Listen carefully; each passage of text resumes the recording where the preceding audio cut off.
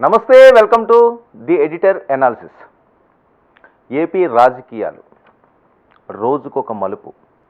ఎవరు గెలుస్తారు, ఎవరు ఓడిపోతారు, విస్తృత ప్రచారాలు, ఎట్టి పరిస్థితుల్లో ఉన్న గెలవాలన్న తపన, ఓటరు నాడి పసికట్టడానికి పడరాని పాటలు, డబ్బు కూడా మంచినీళ్ళ ఖర్చు పెట్టారు.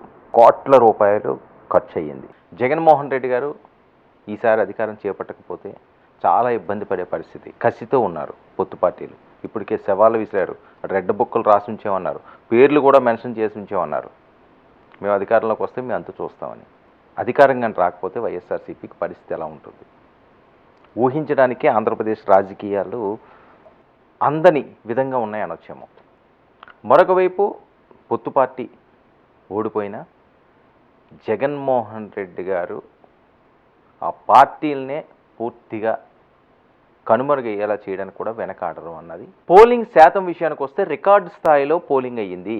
గత ఎన్నికలతో పోలిస్తే మంచి పోలింగ్ శాతం ఈసారి నమోదవడం జరిగింది. ముఖ్యంగా జనసేన పోటీ చేస్తున్న 21 స్థానాల్లో పోలింగ్ శాతం ఏ రకంగా ఉంది వివరంగా తెలుసుకునే ప్రయత్నం చేద్దాం. అంతేకాకుండా అక్కడ గెలుపోవటంలో కూడా ఒకసారి పరిశీలిద్దాం. భీమవరం విషయానికి వస్తే గ్రంథి శ్రీనివాస్, పవన్ కళ్యాణ్ గారు ఇద్దరు పేర్లు ఎక్కువగా ప్రస్తావిస్తుంటారు. ఒకటి ద్వారంపూడి చంద్రశేఖరు, 2 గ్రంథి శ్రీనివాసు. వాళ్ళు పేరు ఎత్తితే చాలు ఆయనకి మంట వచ్చేస్తుంది. ఫుల్గా లెఫ్ట్ అండ్ రైట్ ఇచ్చేస్తారు. డైరెక్ట్గా పబ్లిక్ మీటింగ్లోనే అటాకులు చేస్తుంటారు.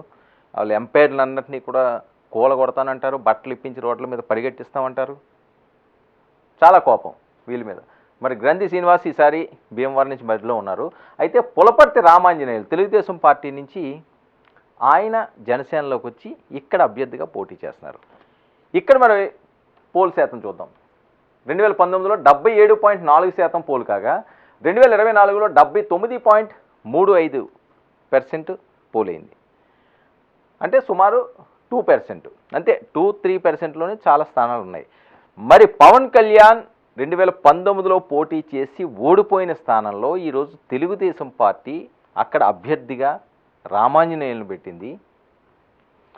మరి ఆనాడు పవన్ కళ్యాణ్ ఓడించుకున్నాం కదా, ఆయన బలపరిచిన అభ్యర్థి, ఆయన పార్టీ నుంచి టిక్కెట్ తీసుకున్న అభ్యర్థి రామాంజన వైపు నిలబడి ఇక్కడ ఓటర్లు ఓటేసి గెలిపిస్తారా లేదా? ఇది చాలా కీలకంగా ఈ ఎన్నికల్లో చూడబోతున్నాం.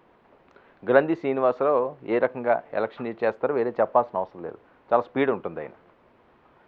మరి ఆయన్ని బ్రేక్ చేసి పవన్ కళ్యాణ్ అనే నినాదంతో ఎంతవరకు పులపర్తి సక్సెస్ అవుతారు? ఇక్కడ ఓటు శాతం కూడా మనం చూస్తున్నాం, 2% ఓటు శాతం. మరి ఈ 2% ఓటు శాతం ఎవరికి చేటు కాకపోతుంది, ఎవరికి ప్లస్ కాకపోతుంది ఉందిగా భీమవరంలో చాలా కీలకం.